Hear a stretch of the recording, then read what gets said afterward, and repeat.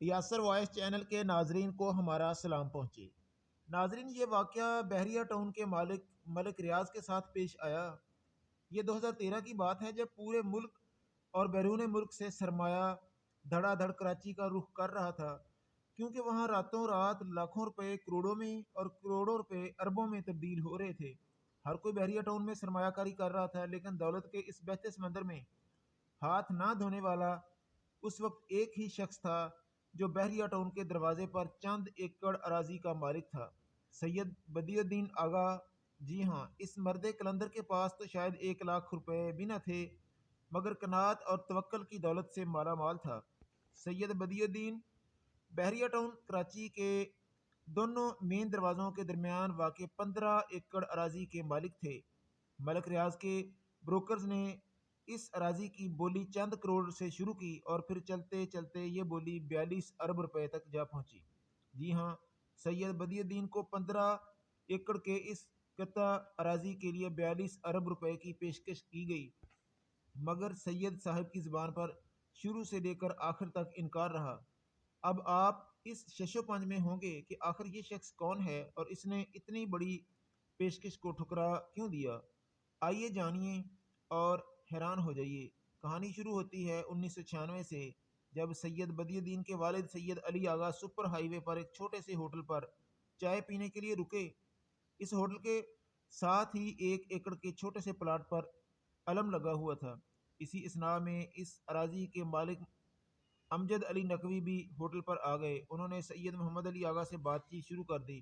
تھوڑی دیر بعد بولے، آغا صاحب، میں اس زمین پر امام بارگاہ بنانا چاہتا ہوں، مگر اب آپ آ گئے ہیں تو یہ جگہ آپ کے حوالے۔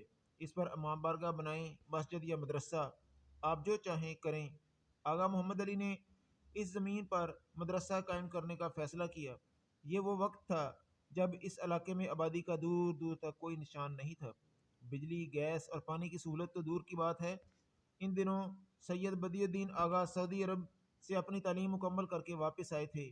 انہوں نے اپنے والد سے کہا، بابا جان، اس دور دراز جگہ پر کون تعلیم حاصل کرنے آئے گا، اور پھر مجھے تو یہاں کی علاقائی زبان بھی نہیں آتی۔ اس پر سید محمد علی آغا بولے، بیٹے، ایک وقت آئے گا یہاں ایک شہر آباد ہوگا۔ اپنے والد کے حکم پر مجبور ہو کر سید بدی الدین آغا نے چند طالب علموں کے ساتھ اس ویران جگہ پر خیموں میں رہائش اختیار کی اور درس و تدریس کا سلسلہ شروع کر دیا۔ اس علاقے میں زندگی بہت دشوار تھی، مگر سید بدی الدین ثابت قدم رہے۔ کچھ عرصہ گزرا تو اسی ہوٹل کے مالک نے اپنی زمین بھی مدرسہ کے لیے وقف کر دی۔ لوگ انہیں وہاں تعلیم دیتا اور نماز کی تیاریاں کرتا دیکھتے تو کہتے، جناب، اس بیاباں میں کون نماز اور قرآن پڑھنے آئے گا، کسی آبادی کا رخ کیجیے۔ مگر آغا صاحب ہمیشہ جواب دیتے کہ ایک وقت آئے گا جب یہاں نماز پڑھنے والوں کا اتنا رش ہوگا کہ تل دھرنے کی جگہ نہ ہوگی۔ دیکھتے ہی دیکھتے 12 سال گزر گئے۔ اس دوران امام بارگاہ والے امجد علی نقوی نے اپنی اور زمین بدی الدین آغا کے حوالے کر دی، اور یوں یہ مدرسہ 15 ایکڑ اراضی پر محیط ہو گیا۔ مدرسہ کے لیے زمین کا آخری سودا کرتے وقت آغا سید بدی الدین کے پاس کچھ نہ ہوا۔ انہوں نے اپنی اکلوتی کار بیچی اور 2 لاکھ روپے بیانہ ادا کر دیا۔ چند روز بعد عمرہ کے لیے مدینہ منورہ چلے گئے، وہاں روضہ رسول پر حاضری دی اور یوں گویا ہوئے، نانا جان، مدرسے کی زمین کا بیانہ دے آیا ہوں، اب میرے پاس ادائیگی کے لیے اور کچھ بھی نہیں، کچھ نظر کرم فرمائیے۔ دعا کے بعد روضہ رسول سے باہر آئے اور پریشانی کے عالم میں کھڑے تھے کہ ایک شخص پاس آیا اور بولا، حضرت، کوئی پریشانی ہے تو بتائیے۔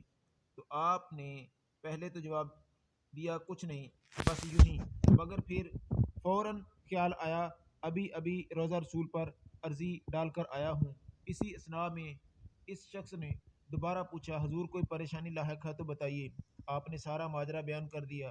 وہ شخص آپ کو وہیں رکنے کا کہہ کر چلا گیا۔ کچھ دیر بعد لوٹا تو نقد رقم اس کے ہاتھ میں تھی، جو اس نے آغا سید بدی الدین کے حوالے کر دی، اور یوں کالی کملی والے نے اس مدرسے کی زمین کے سودے کی ادائیگی میں اپنا حصہ ڈال دیا اور رقم ادائیگی کا بندوبست ہو گیا۔ 2013 میں جب بحریہ ٹاؤن کا آغاز ہوا تو اس علاقے میں موجود گاؤں گوٹ بکنا شروع ہوئے، جس کی جو قیمت لگی اس نے وصول کی اور اراضی بحریہ ٹاؤن والوں کو بیچ کر چلتا بنا۔ مگر پہلے روز سے آغا سید بدی الدین کا مدرسہ اپنی جگہ پر قائم رہا اور آخر تک انکار ہی رہا۔ لالچ، دھمکی، منت سماجت، ہر حربہ آزمایا گیا، مگر آغا صاحب نے مدرسے کی زمین بیچنے سے انکار کر دیا۔ مدرسے کی اراضی کے حصول کے لیے رقم کی پیشکش کروڑوں سے شروع ہوئی اور اربوں تک جا پہنچی، مگر آغا صاحب نے انکار کر دیا۔ بحریہ ٹاؤن پر جگہ کیوں نہ لے سکے؟ آخر سید بدی الدین نے مدرسے کی یہ اراضی فروخت کیوں نہ کی؟ یہ عقدہ بعد میں کھل گیا۔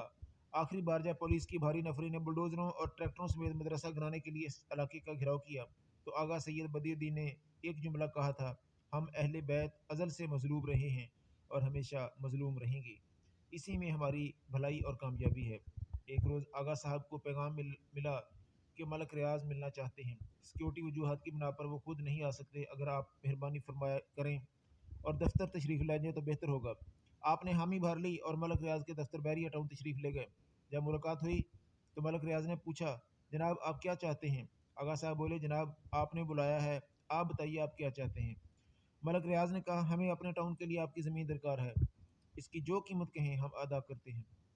آغا صاحب نے کہا: حضور اگر آپ 1 انچ کے بدلے 1 کروڑ روپے بھی دیں تو ہم یہ زمین فروخت نہیں کریں گے، البتہ اگر زبردستی لینا چاہیں تو ہم مسکین لوگ ہیں، کاندھے پر چادر رکھیں گے اور چل دیں گے، یہ زمین آپ کو مبارک ہو۔